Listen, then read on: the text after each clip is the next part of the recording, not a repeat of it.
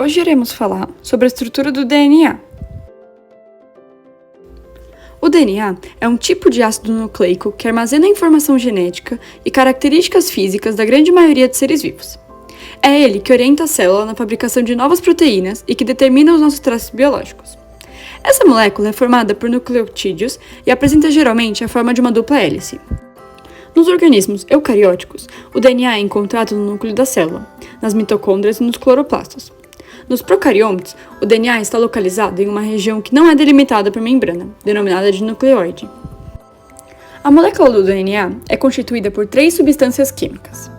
A primeira é a base nitrogenada, que são a adenina, a timina, a citosina e a guanina. Em segundo, vem a pentose, que é um açúcar que apresenta moléculas formadas por 5 átomos de carbono. E em terceiro vem o fosfato, que é um radical de ácido fosfórico. Os 2 filamentos que constituem o DNA enrolam-se um sobre o outro e unem-se através de pontes de hidrogênio, que se separam entre as 2 classes de bases nitrogenadas. As purinas, que são estruturas aniladas duplas, e as pirimidinas, que são estruturas aniladas simples.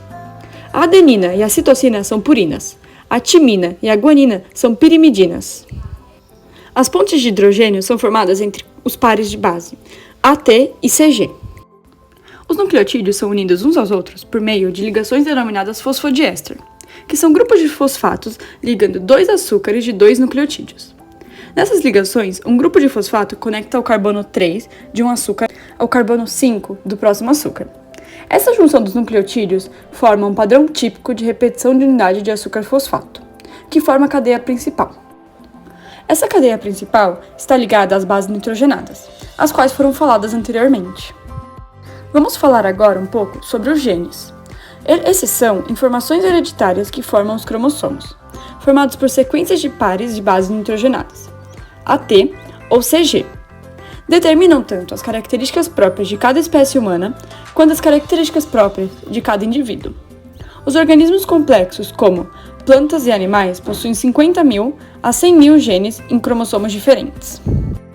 O DNA é enrolado ao redor de proteínas, que são semelhantes às bolhas chamadas de estonas. Essas estonas também são enroladas firmemente para formarem os cromossomos, que estão localizados no núcleo da célula. Agora, vamos estudar um pouco sobre o processo de mitose e meiose. Quando uma célula se reproduz, os cromossomos são copiados e distribuídos para a célula descendente, ou célula filha. As células não sexuais possuem 2 cópias de cada cromossomo, e cada célula filha recebe 2 cópias, e esse processo é chamado de mitose. Já a meiose é quando as 2 células precursoras possuem 2 cópias de cada cromossomo, e é distribuído para 4 células sexuais, que são os espermatozoides e óvulos. Essas possuem apenas 1 cópia de cada cromossomo. Na fertilização, quando se unem, os descendentes possuem 2 células de cada cromossomo. Por último, falaremos da replicação do DNA, que é um processo de duplicação da molécula de DNA. Nele ocorre a separação das 2 cadeias de nucleotídeos e a formação de cadeias complementares. A replicação ocorre antes da divisão celular e durante a interfase.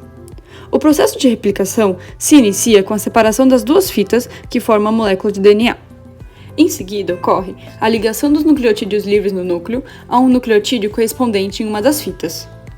Então, se dá a obtenção de 2 moléculas de DNA, constituídas por uma fita antiga, pertencente à molécula original, e uma fita nova.